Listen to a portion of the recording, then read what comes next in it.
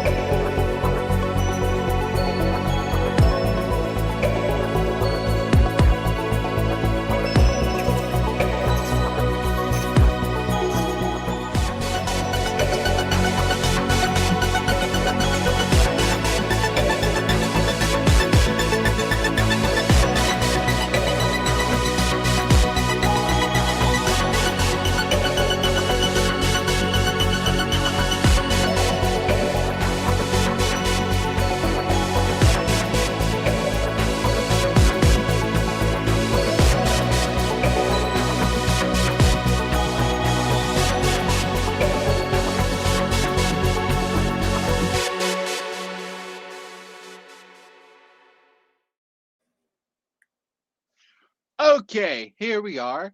And so today we're going to be talking about other Trek news as well as Star Trek Day that is coming up. You know what? I've actually had a question about that. Yeah. Like, I used to hear that Star Trek Day was like kind of making like away with Seven of Nine's name. So they said, no, Star Trek Day is July the 9th. No, Star Trek Day is September the 7th. So like what is it? Like, how did we land on the 8th? Like, September 8th, 1966 was the first chance anyone in the viewing public got to see a single minute of Star Trek. That was the oh, day The Man Trap aired on NBC. that was the day the Man Trap aired. Yes, the very I first episode to air. I thought the first episode was called the was it called the Man Trap? I No, guess I'm talking no, about okay. The Man Trap was the third episode filmed, but it was the first one aired. Uh, oh, they made The Cage in 1964, right. went back, redid it, made Where No Man Has Gone Before as the new pilot that introduced James T. Kirk and everyone. Okay. Well, Kirk and Spock and uh, Scotty was in it, but other than that, not really anyone else in the main cast that we get to know. Right. Then when they went to air it, they decided to air that episode third, and the third episode filmed, which was The Man Trap, was what they decided to air as the first episode. Right. And that happened throughout the first season, airing them out of order from what was originally suggested. And that's part of the reason why Roddenberry had the star dates be all not making any sense, because he knew they were going to air the episodes out of order, so he didn't want to make it actually matter what the star date is. So really, that's how the Starbait thing came about. He just put in random numbers.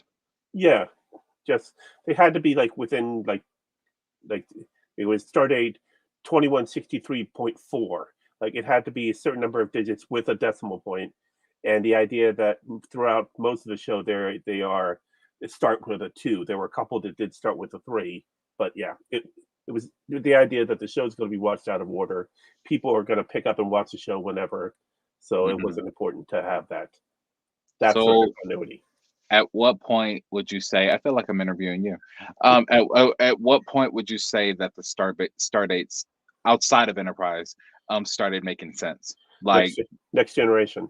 so the next generation from then forward, they actually followed what it Yeah. was. Yep, they added an extra digit, Hmm. starting with 4 Hmm. in Next Generation. When they got to later Deep Space Nine and Voyager, they were at 5, and when they went back and did Enterprise, they just went with the date. I mean, because it was, that makes sense. Yeah. Yeah, because it was United Earth. So yeah, it makes sense to just go by Earth calendar.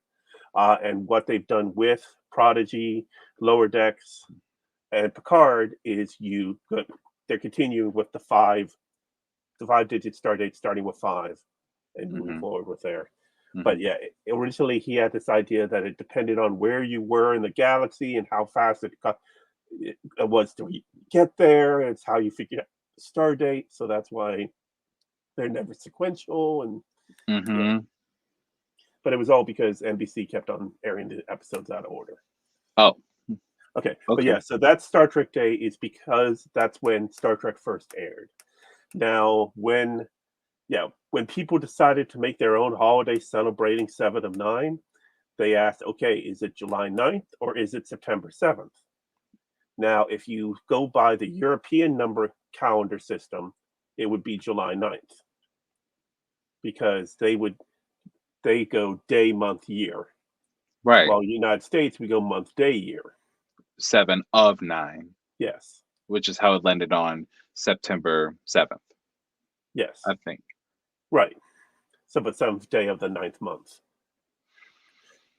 Okay, so that was like a fan thing. That's nothing really official about that. Right. And the funny thing about that, September, the word September actually translates in Latin as 7th month. Oh. Yes, September 7th, Ber month. Octo 8th, Novem 9th, December 10th. So really, we were supposed to have. I heard somewhere we were supposed to have like 13 months. It's 13. If you go strictly by the lunar calendar, it technically is. Months are arbitrary. Weeks are arbitrary. Months are arbitrary. The only thing that is constant is days and years. Okay, because some days have. See me because I am in the car at nighttime. Yeah. 13-hour trek. Keith, you remember the time Michael was in the back of the taxi? Yes. That's what I was thinking of. And then his call got deleted. He was mad because nobody checked on him. Because he might have gotten got. Yeah, the number of times we've dropped out of the calls or like something happened and no one checked up on us, that's fine. Michael was like, you didn't call? Right. Yeah. Like, that's why I have your number, Michael. So he's not talking to me. He's talking to Will. Yeah. That's your guy. I will say that when I dropped out of a recording a couple weeks ago, Marie did message me to ask if everything was okay because I just disappeared towards the end of the episode. Right. But are you recording right now? Yes, we are. We are live. Oh snap! So we were talking. The announcements came out today about Star Trek Day. So that's what we were leading off with. Yes. Which led to us with an in-depth discussion of the calendar because we're that kind of nerdy.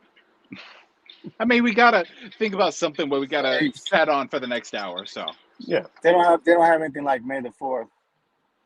No, they got better than they got like May the 4th. So we have what we have so far now. 7 of 9. They got 7 of 9. They could have rocked with that. Well, no, but we're going with September 8th because that's the 57th anniversary of the first airing of an episode of Star Trek. So 4 episodes. 7 of 9 would have been September 7th. Yes. We were just talking about that. So the official 2 Trek holidays that we have is going to be September 8th and April 5th. Okay, so Star Trek as a fandom has basically chosen the following dates as our holidays. We have the 17th of January or 1701. Picard Day. No. Enterprise Day. Oh, and you know what? I 1701. Yes, 1701. Then there's First Contact Day, April 5th. Picard Day, which is June 16th, thereabouts. That's his birthday. Yeah, well, it's right around Father's Day. And then, of course, we have Star Trek Day. And then people have added 7 and 9 Day, but it's real close to Star Trek Day, so it kind of gets muddled. Mm-hmm. Hey, you know what? I actually got to go. I might be back. I might not. Okay. Well, we want to talk about aliens and that congressional testimony, so please come back so we can talk about please that. come back. Okay. We'll try to hold off. Yeah. All right. So hear that, viewers. Stick around for Jason McCammon's return as we talk. Yes, to that Alien. one viewer that is right there, that I know is right there. Hang on, Mr. One Viewer. Well, with that and anyone else that is watching this later on YouTube or Facebook, stick around. We're going to be talking aliens. We're going to be talking aliens, and I'm not talking about just any aliens. I'm talking about xenomorph, not the Gorn. Which it just could be aliens, man. It could be any. I know.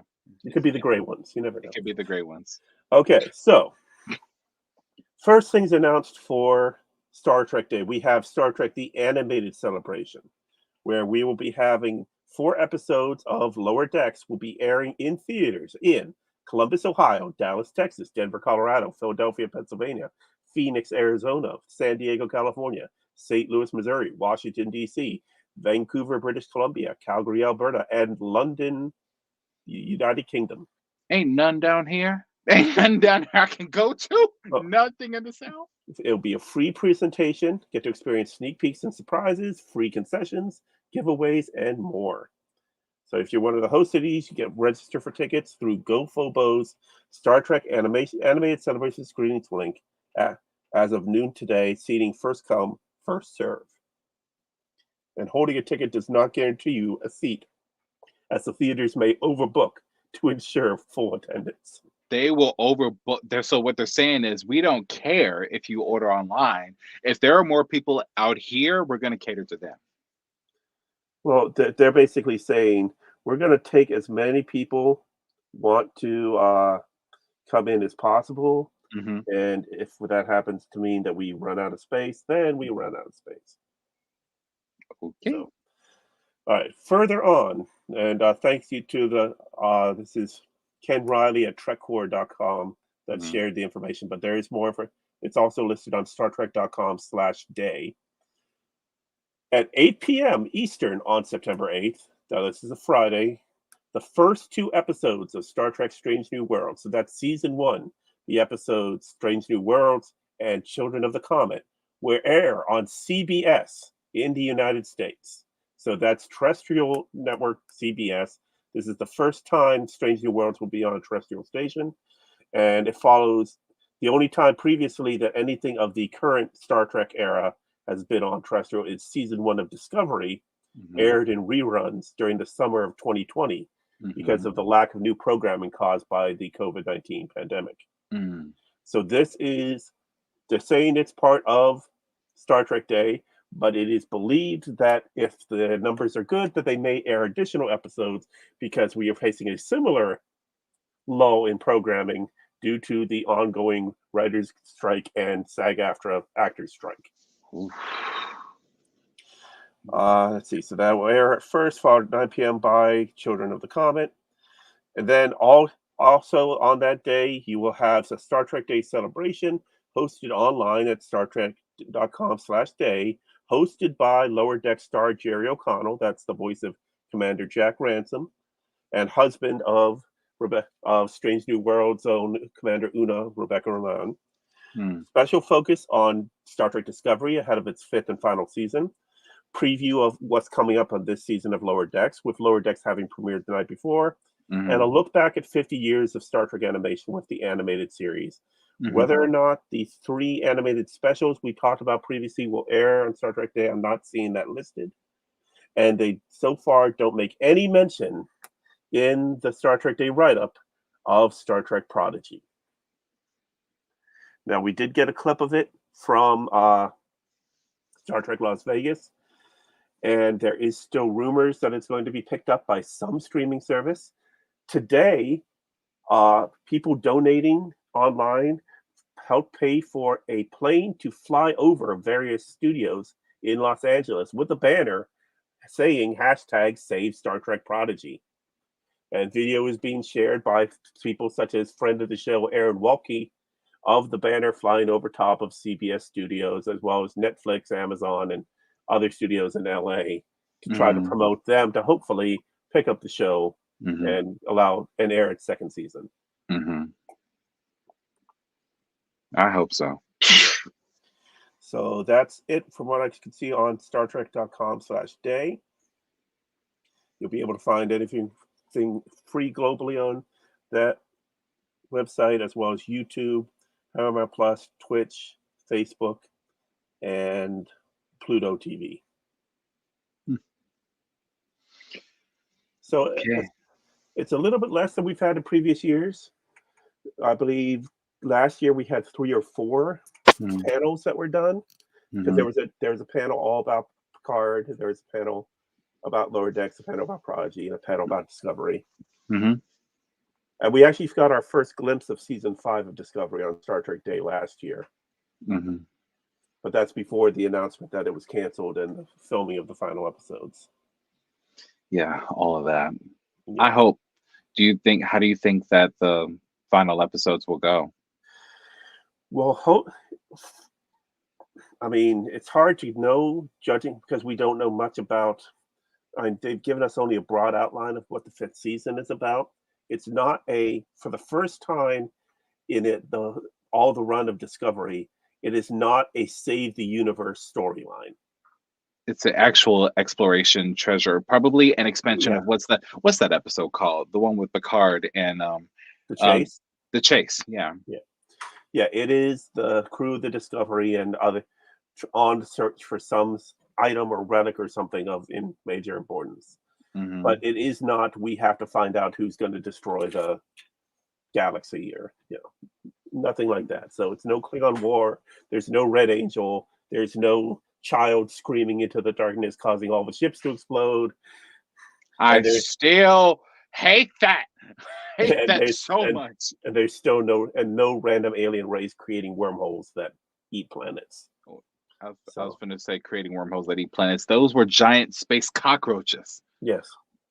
Like, that's what they were. Giant It makes you not want to eat shrimp anymore. Because because we saw the whale's big cousin come on the voyage home, and then we see a giant cockroach eating planets.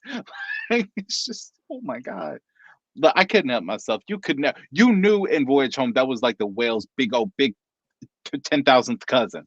Like, it was long as a whale, shaped like a whale, had the same appendage as a whale. Yeah, it's just big, long, and black. What whale are you looking at, man? A humpback one. That's not. It wasn't shaped like a whale. It was a long cylinder. Yeah, it was a long cylinder, but it was long, black. It was long. Okay. It's like, hold on. No. Oh, wait, over here. Okay, That's what it looked like. Oh, well, it even had a little blue thing coming out of it. Anyway, okay. Well, where was I going with this? Yeah, it's hard to really know how they're going to end it. I mean, I hope with enough time that they redo probably the last 3 episodes to properly close it out and somehow connect it to Calypso. That's all I ask. Well, they only recorded 10 episodes for season 5. It was going to be the shortest season of Discovery, because they've usually been 13 to 14 episodes. But they added 3 additional episodes to wrap it up. But yeah, the hope of the fandom is that it ends with the ship getting deserted and the crew having to leave, and setting up Calypso. Yeah. And then I guess this is the part where the crew goes on their separate ways, because that when Calypso happens, it's 1,000 years apparently after that. Yeah, so it would be in the year 4000. So, because originally we thought like, oh, it's 1,000 years in the future, so this sets up for where we're going to be in the 32nd century. No, baby, no, it's further than that, and apparently there's another war, it just never stops. It's just like, it's been 2,000 years. Y'all can't get it together yet. Look at our history on our own planet. I was kind of hoping that Q's vision would take place, because they said hi. Because you remember they said in early TNG that the Q had already looked into humanity's future, and that they were, and in the future that they were going to be on par with the Q continuum in their evolution. Yeah. So I was kind of hoping we would see something like that, Yeah, there's been no evidence of that. The closest thing they've at had all. what we saw with the Organians and Errand of Mercy from the original series, that they Mm-hmm. were human-like and they transcended to be beings of energy. Oh yeah, just like the Yeah, it would 100. be. It would be like, it would be kind of like Stargate. You know, when you have a whole sect of people that are just trying to ascend, as you would Mhm. say. Kind of like the ending to the 100. Yeah, Yeah. yeah. Okay. Okay. So, I do have a question to segue. Where are we at with the writers' strike right now? Well, there.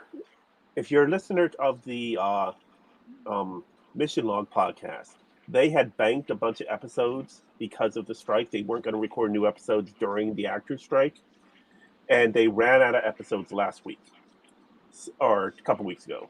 This week's episode was an interview with a writer from Strange New Worlds to talk about the writer's strike, and Michelle Hurd from Picard to talk about the actors' strike. And basically, Michelle Hurd just repeated some of the points she was making about this is about likeness rights. They are stating that because we signed a contract giving them likeness rights, we see that as okay. You can put us on the poster, you can put us in publicity stills, you can make an action figure or a T-shirt with our picture on it. But now Right. they're saying no. We now own your right, your image, and can use it however we see fit going forward. And that's not what the contract says at all. Well, yeah, they are. Well, the technology didn't exist for them to manipulate that in the way that they're doing now, or that they're Yeah, going to, or that they will be capable of. So Hmm. that's the problem, and that's the problems that we have when we get new technologies with the writers and the actors. It kind of always happens. yeah. Now, as far as the writers' strike, that's been going since May 2nd now, and originally when they were coming to an end, coming to an impasse, the AMPTP was basically just refusing to negotiate. The Writers Guild said, "Look, these are the nine proposals we have for our upcoming contract. So these are our nine proposals. Let's negotiate on these 9 points." And the AMPTP basically just shut them down completely and said, "This is what we're offering. Take it or leave it." And so they left it and went on strike. I don't see, as far as the actors. I think like all the big guns got to get involved. Like where's Tom Cruise and Hanks and Tom Holland and Well, Tom Arnold? I did see a clip of Kerry Washington on strike 2 making her speech. Well, yeah, Like, they've been picketing, and in fact, Tom Hanks and Tom Cruise and several others have been donating money to the Actors Fund for actors that are out of work now and don't have millions of dollars in the bank.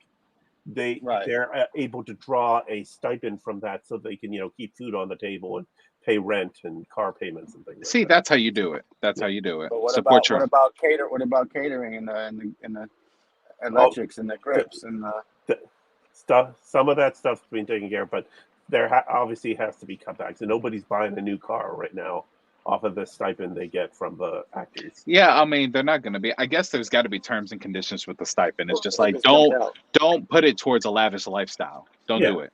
yeah, It's because just a rest stop. it hurts their case. And if you can afford to do that, then maybe you shouldn't be getting the stipend. Yeah, you probably should. Yeah, but in the case of the writers, finally, there was some movement about a week ago, and in that the AMPTP did come to the table and say, okay, let's talk about your 9 proposals. So they made a big show of saying on Monday, we're going to sit down and we're going to start negotiations.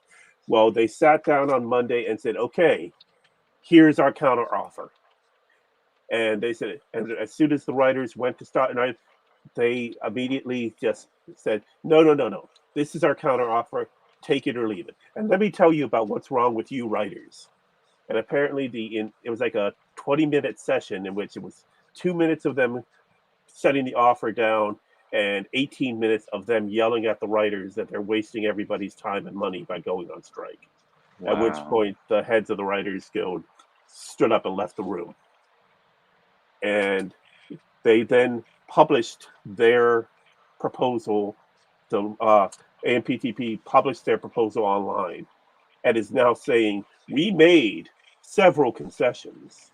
If you look at our proposal, it's the Right. writers that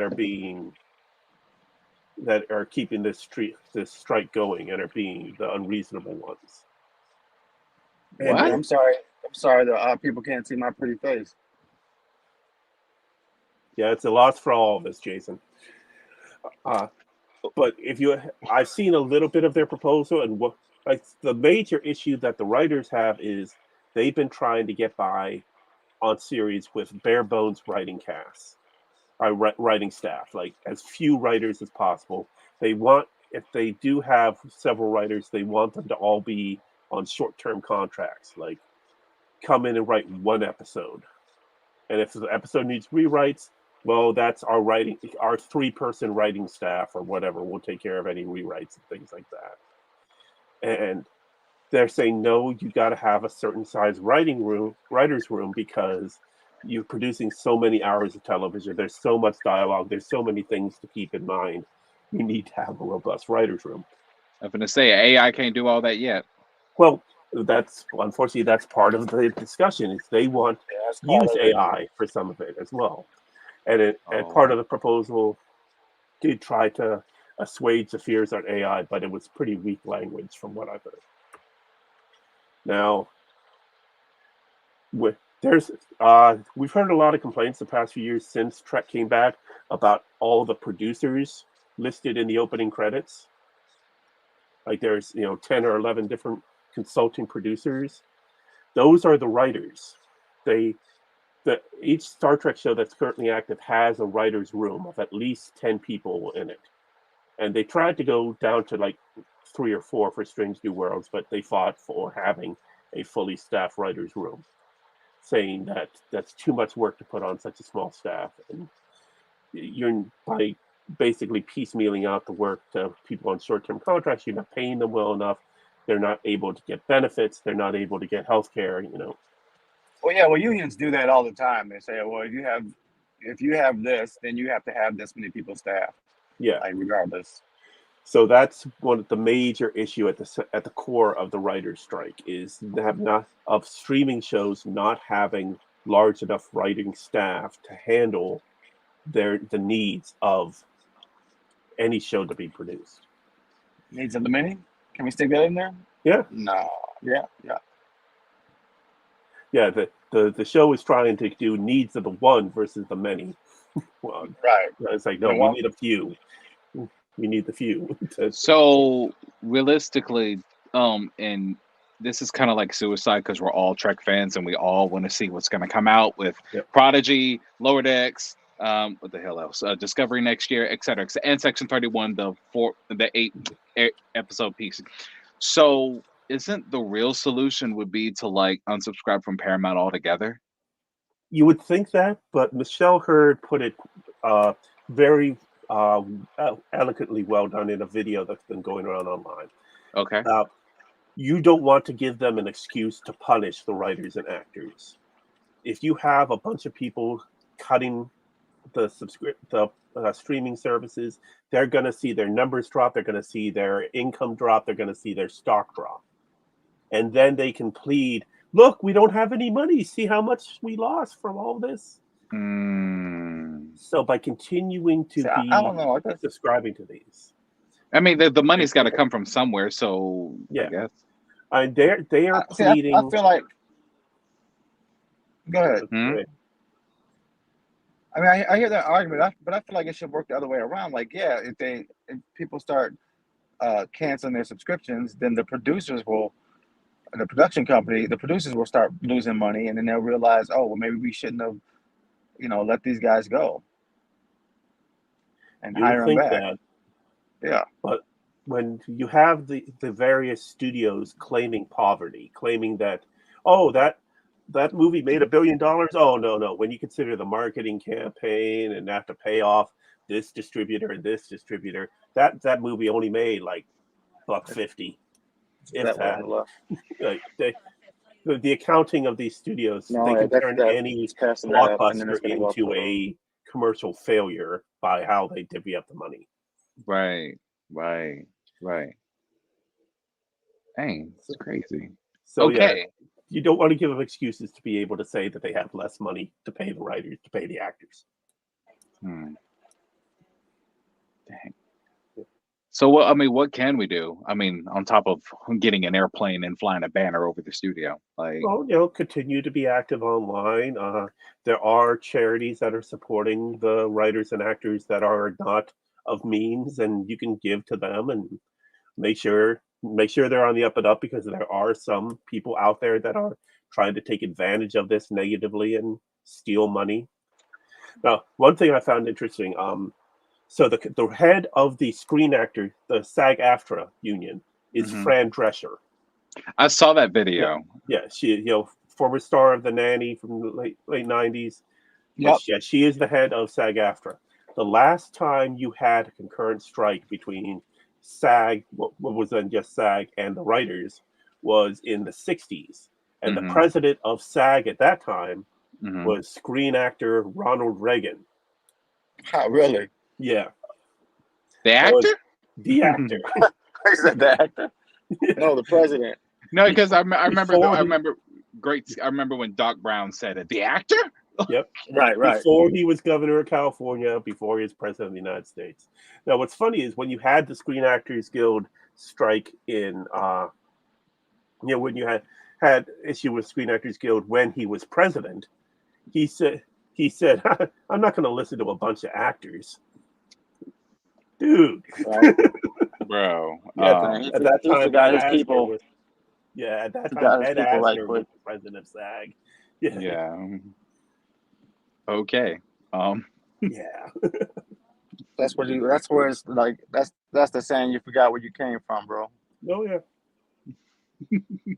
Yeah, that happens. That happens. So, dang. Oh wait, that was my next question. So like, is this like officially like the longest strike ever now?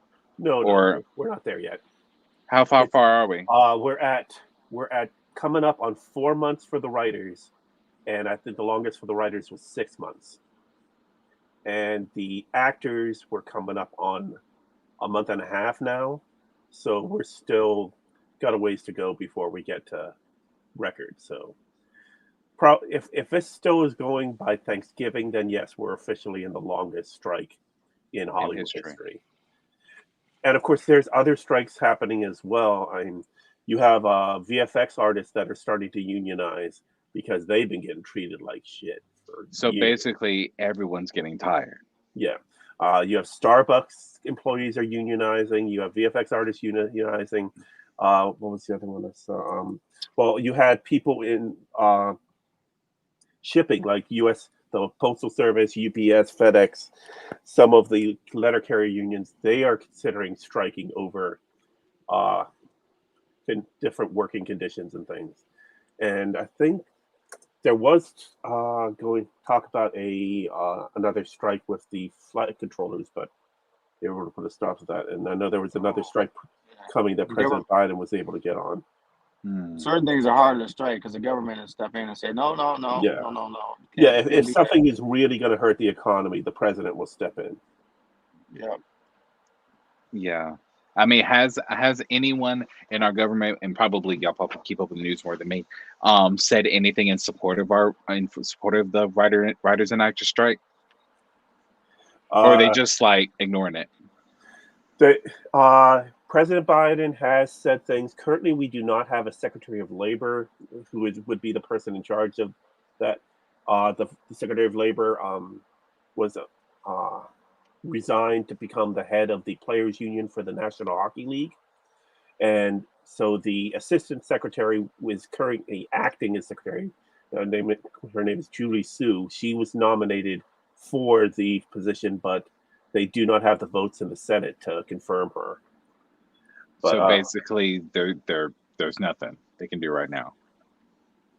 Yeah, they have people that are on it, but there's not as much they could do. Yeah, so the former secretary, Marty, I can't remember his last name right now. He was former mayor of Boston. He negotiated the deal on the railroad workers to keep them from striking. And in fact, they Oh even yeah, I remember that just happened not too long ago. yeah, that was at end of last year, and they even passed legislation to keep the rail workers from being able to strike because it would cripple the economy. There is talk of a possible auto workers strike because of the updates in the market towards EVs. So that's still a possibility. Yeah. And let's see, where was the other strikes that are coming?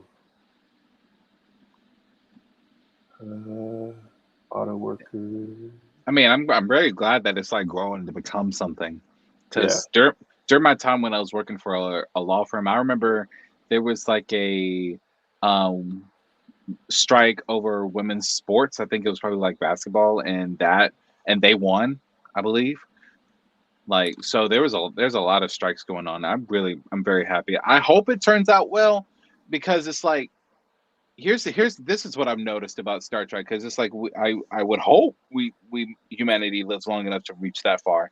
Maybe not 2,000 years on that part, but anyway, if you think about it, the only piece of theater that you saw in TNG was done by Crusher, by Beverly. Like any dance, any plays, any musicals, et cetera, et cetera, et cetera. Everything else was done. The entertainment that you got was either came from a holodeck or a paradise planet. Right. The TVs are a thing of the past. So because AI, if you really think about it, the holodeck is an AI. You know. Yeah, but how come there's never a line to get in that thing? I mean, because they're all working. You know, they have what we've seen on Voyager is that you only have certain times that you can only go, and even when you have officers seem to have plenty of time to walk in there. Well, they feel like they all plot convenience. We did occasionally see people that were waiting to use the holodeck, but more so on Deep Space Nine. On Deep Space Nine, definitely they had slots. I mean, that's slots. Because they weren't owned by the station; they were owned by Quark. It was called Quark, and it was a commerce area. It wasn't really a Federation esque holosuite. Right. It was a cardiac. Yeah, they had real holosuites in there too. Yeah. Like and real programs. Amazing how small those were, and yet they were able to fit all 9 players on the baseball field. Right. I'm still screaming. I'm going like the way they must have bent the light just right to make it, and then make the projection of the person seem like they're 50 feet away when really they're 3 feet right beside you. And they couldn't smell them. They couldn't smell them. Who wants to smell on a baseball field on a holiday? You don't care about that. No, like I'm just saying, you don't want to smell on a baseball field. Period. I don't want to smell on a baseball field. Period. But the point I was trying to get at is it inevitable? I'm not saying it's pointless. I believe go on strike by all means, get your coin. But while we are still operating under a currency, is it pointless or inevitable that we are going to head towards this AI generated fantasy where we're getting our entertainment from AI just like they do in quite literally all of Star Trek? Well, there was one court decision that came down about 2 weeks ago that's going to make a major issue with any AI being used to create anything in the creative fields. And that was the court ruling. The Copyright Office, United States Copyright Office, ruled first that AI cannot be used. Anything created by AI cannot be copywritten. It has to be created by a person. And even if you do, and even if it's a person entering in details to create this thing, it's still not the same as someone sitting down and writing it out. That sounds fair. And then a court confirmed that ruling. So you cannot copyright AI created images, AI created text, AI created video or audio. So there's nothing that Hollywood can do then. Well, with AI, they could make stuff, but then they don't own the rights to it. Which means it's going to be out for everyone to use, and next thing you know, you're going to have another accident. Yeah. Well, no, then you're going to have everything pirated, and there's nothing they can do about it because they don't own. Well, if it's an AI generated movie, AI script, AI actors, AI music, then they're going to lose money. No matter how much money they put into making it happen, they don't own the rights to it, so anyone can reproduce it, copy it, pirate it, put it out legally. there. Yep, put it on YouTube. Yeah. Okay. So, Okay.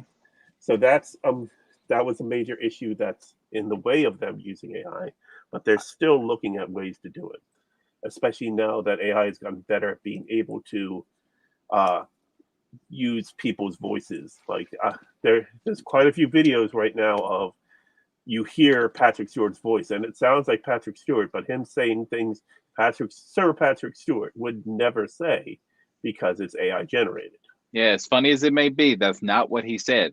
Because if you take it back, or rather take it forward to not necessarily Data's episode, but the Doctor's episode, when he made the story. Now, even though he was a AI generated hologram, they were saying, "Oh, like and I hate how it ended. I'm sorry, but the fact that the holo creator, what they tried to say, oh no, the story is ours because it was made by a hologram.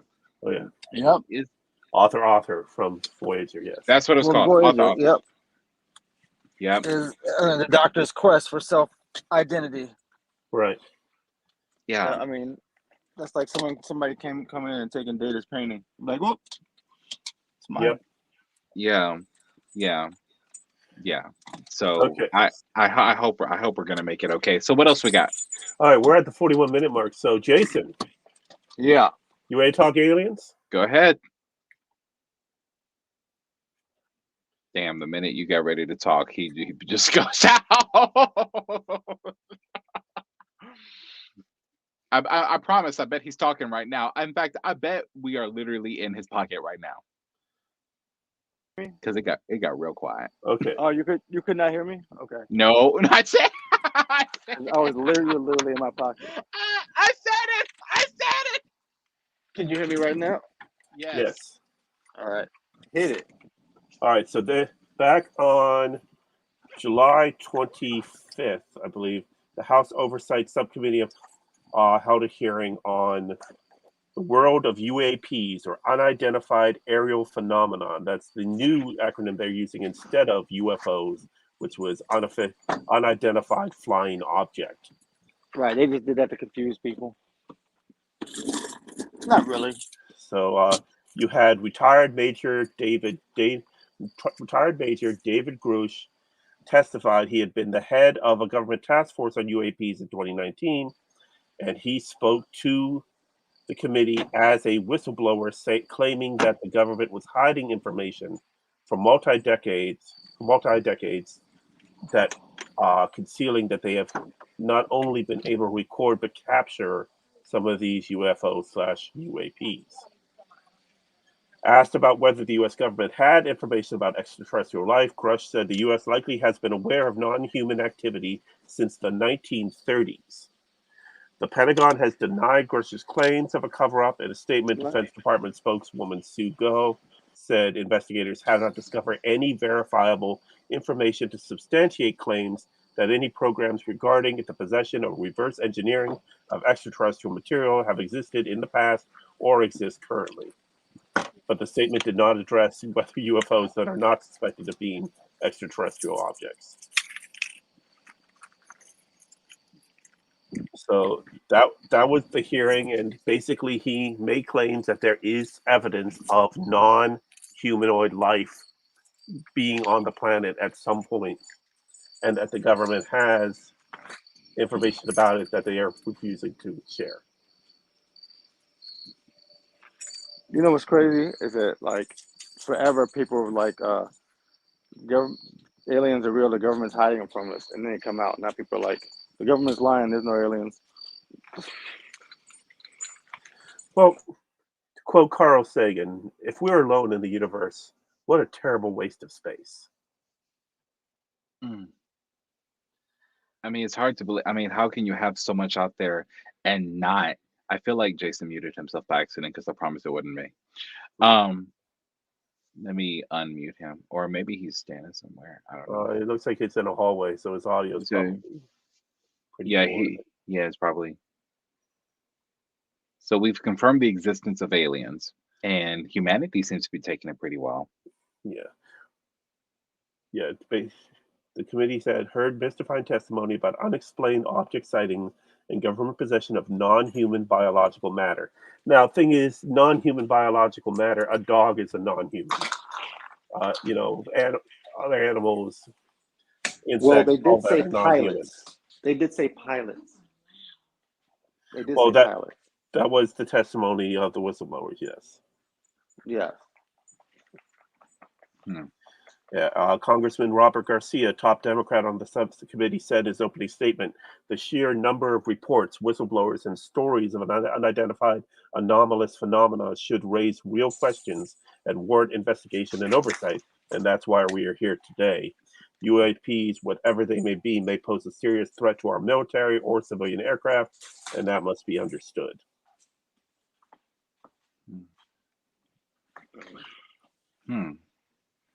So are we days or years away from first contact? Or, I mean, Star Trek itself posited that there had been first contact. The Roswell incident being Quark and Nog and Odo. and then the Enterprise prequel episode with T'Pol's grandmother, I think. Yep. So how do you see this playing out? Like, if you can compare it to any Star Trek episode, how do you see this playing out in real life? That would be Tomorrow's Yesterday, the original series show where the Enterprise gets thrown back in time and ends up in Earth's atmosphere in the 1960s, and they are about to get. They had a fighter jet buzzing them, and they put the tractor beam on it, and the tractor beam destroyed the fighter jet, so they had to beam the captain on board, Captain Christopher. Yep. And then they realized that he couldn't just stay with them because he has yet to have a son, and that son's supposed to go to Saturn. So they had to do a slingshot around the sun to go back in time, and then beam him right back into his place at the point that they beamed him out, as well as steal the computer records that recorded them there and all the other things. But yeah, that was a case of Star Trek actually trying to be a UFO and also eliminate themselves from the historical record. Wait a minute. This son that was supposed to go to Saturn, that's not connected to the Picard Europa mission, is it? No, it isn't. At least not clearly. No. I was gonna say, that would have been a nice little thing. Like, okay. One of the many errors of season 2 of Picard. Do you feel like season 2 of Picard was just one elongated episode of the voyage home when they're just in San Francisco? They're just there. Yeah, to a degree. They were trying to do something, and they failed on many of the points they were trying to make. But I still like the story. I still like season 2, and I've watched it a couple times through now. But yeah, they definitely missed the mark. And at first, I was thinking season 2 was better than season 1, but it wasn't really.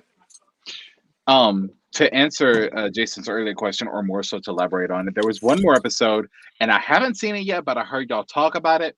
It was the episode where some Greek god figure was even further back. And TOS? It was a TOS episode where you learn that, like... Well, the Greek gods were aliens, yes. Yes. So does that count? Like...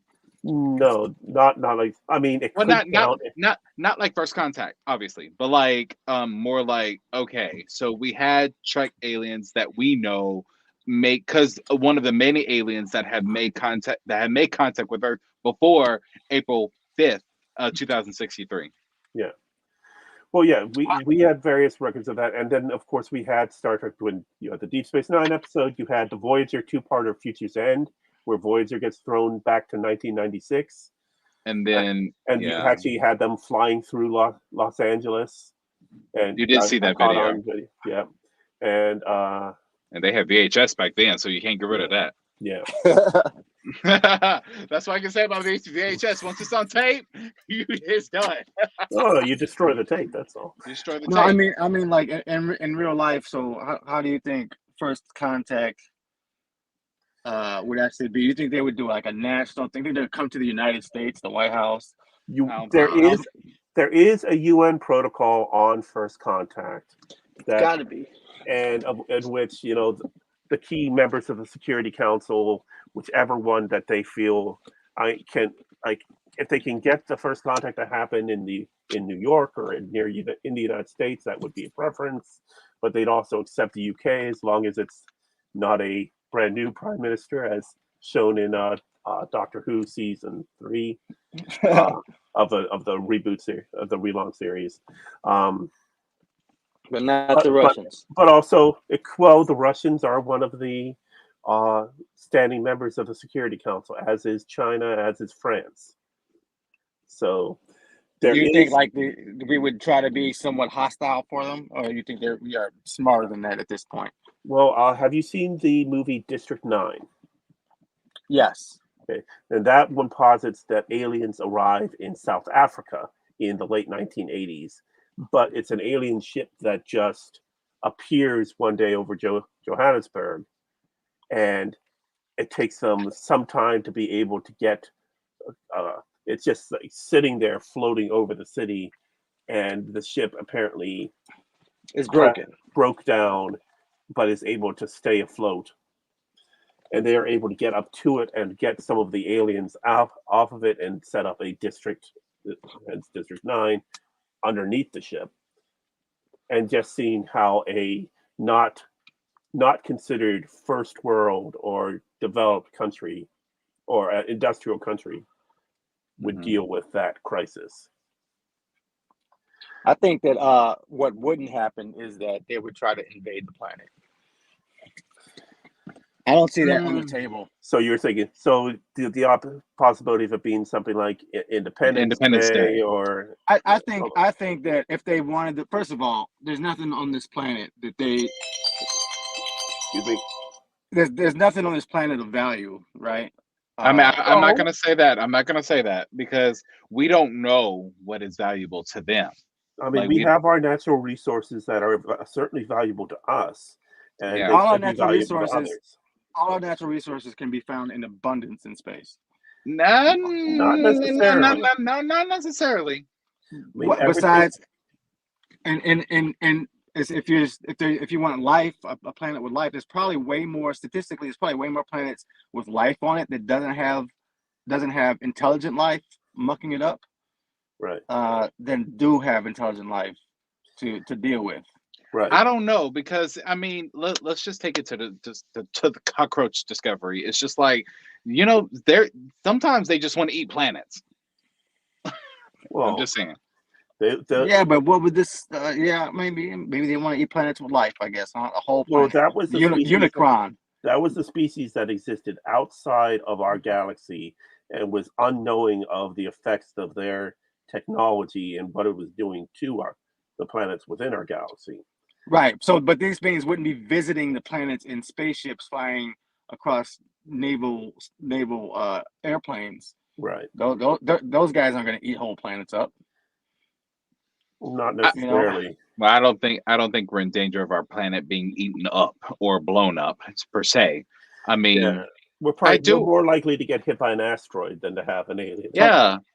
Like they wouldn't want to make us slaves because I'm pretty sure they can create way better robotic slaves than humans can make, and that humans would make. Unless you believe I just don't see the value that we would have to be like taken over. Unless you believe in the Fermi paradox that all alien species are extinct and we're just that late in the universe that all the other races have come and gone. Well, if by that theory though, there would be several other species that would be in our same boat. I mean, just by the numbers. You would think. Yeah. Or maybe we're just that far apart from each other. Well, there are newer suns and systems that have created since our planet was created. And even ones we've been able to see with the advent of the Hubble and now the Webb Space Telescope. Because I remember seeing that picture of not just one galaxy, but a bunch of galaxies, warped into one image, and I was like, "There's no way that we're alone. There's no way. Yeah, there's no way. If all this is real, do you find it like exciting? Like, whoa, that's some exciting shit. Yes, the government is saying there are absolutely somebody's saying there are actually aliens that they have them and all this other stuff. let's just say, I'm gonna put it this way. Let's just say that when I die, I hope I get total knowledge of everything in the universe, just so I could just know. That's all. That's all I ask for. Because we're not gonna live long enough to see what Star Trek is. We're I not. don't know. Total knowledge is a lot. I mean, It's a hey, lot. the most we will see is 2063. That's it, and that's if we get If past we're World lucky. War III. If we're lucky. It's Yeah, if we're 2023. lucky. That's 40 years we gotta wait. I do have a question. So because they solidified it in Strange New Worlds. They said it in First Contact. They hinted at it in TNG. The atomic horror, which came after World War III. Yes. Okay, so you get, and World War III was also not just about it was about the eugenics wars or the eugenics battles, Well, but the eugenics battles, or what was it? Because I keep getting this mixed Okay. up between. Yeah. Strange New Worlds, Season 1, Episode 1, called Strange New Worlds, now said that we had a second American Civil War, which led into the eugenics wars, which led into World War III. So okay. Originally, World War III was, of course, the 2050s, ending in about 2053, and where it was the Eastern Coalition versus the Allied powers, NATO, United States, UK, European Union, all that. And you had the riot, what's it called, riot? That was before then, though. Yeah, that's 2024. This is 2050s. You did have, in First Contact, there is still mention of the Eastern Coalition. Mm-hmm. In the novelization of First Contact, they talk about it being a war, and that on the first day of the war, 3 states are wiped off the map by nuclear weapons. Whoa. Well, like, okay, so I'm a person that I don't get all wrapped up in the time in Star Trek and the time of our real life. Some people really do, and I know there's writers out there that are saying, "Oh my God, 2024 is coming up. We got to figure out how to write this in here." And it's like, "Oh, well, let's make it an alternate timeline." To me, it's just like too much. People are forgetting that it's not real. It's like, okay, this is a story. Well, yes, we passed it up. It's not real per se. Yes, it's all fiction, science fiction at that. But like, it's still like, but if you think about the original intent of Star Trek, it's kind of trying to teach us to not repeat certain mistakes. Our future, and it's supposed to be our future, and I get that. But in the eugenics wars, they have now pushed it back because it was supposed to be in the 90s. Yeah, that's what I was confused about. Bonnie Bay was supposed to have escaped in 1996, but they had to change it. Yeah, in Tomorrow in this season of Strange New Worlds, they pointed out that because of the temporal Cold War, as detailed in Enterprise, the Khan and the development of the super race got delayed. So, and then of course we saw at the end of Picard season 2, Noonien Soong, Adam Soong had a folder of Project Khan dated 1996 on it, or dated 1992 on it. Yes, and that took place in 1924. That took place in 2024. So that took place in 2024. At what point did La'an land in to see? They never gave us the year. They said it was the early 21st century Toronto. There are things obviously that would be in our future. Obviously there isn't a giant bridge across Lake Ontario. Yes. But technology wise, the stuff they showed was pretty similar to what we have today, pretty analogous. So 21st century technology. Yeah. Well, 2020, the 2020s technology, because I mean our technology of 10 years ago was a huge difference from our technology today. Yeah. Like there are TV shows that has come out in our lifetime that could not be made today because of the technology we now have at our fingertips. The TV shows Seinfeld, Friends, and a few others, some of the best episodes would never happen because of cell phones. Right. Oh, absolutely. Because a lot of it was, oh my God, the line has been cut. Oh my God, I have to run across town just to tell this person. When you can really just text this person and just be done. And movies, especially like horror movies and stuff, you know, they always have to run into the trope where they're not getting a signal. Oh, I'm not getting a cell phone signal. Yeah. So that's the thing. Well, considering what is considered one of the best episodes of Seinfeld was the Chinese restaurant, where the entire episode was them waiting for a table at a Chinese restaurant. Yeah. That cannot happen today. We do not. The technology, not to mention the lack of patience. Yes.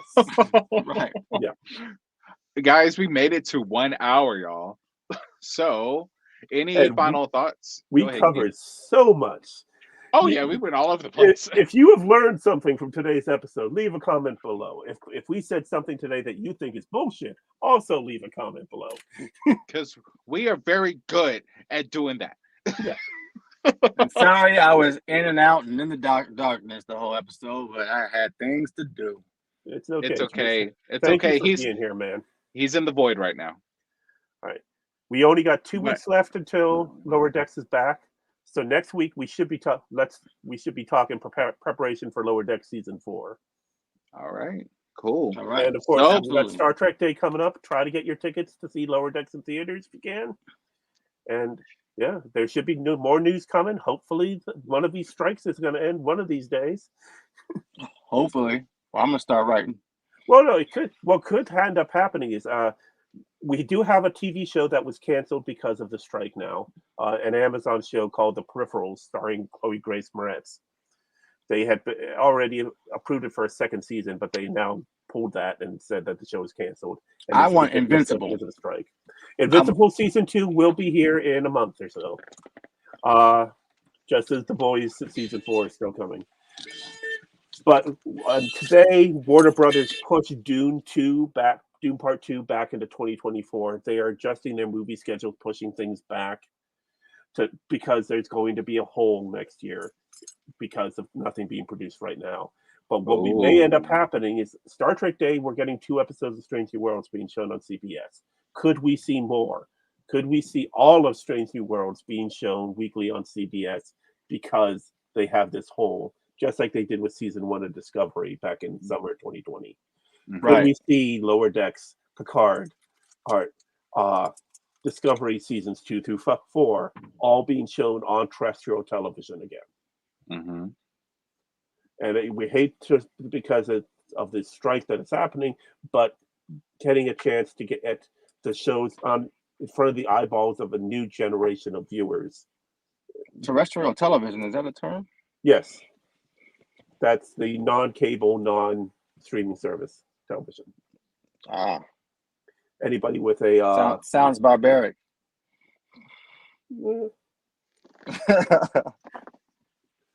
By comparison of technology, yeah. No, I just haven't had cable for like 15 years. Yeah, I haven't had it for a long time either. Same. Well, thank you all for watching. Like, share, comment below. Tell your friends. Please do. And live long and prosper.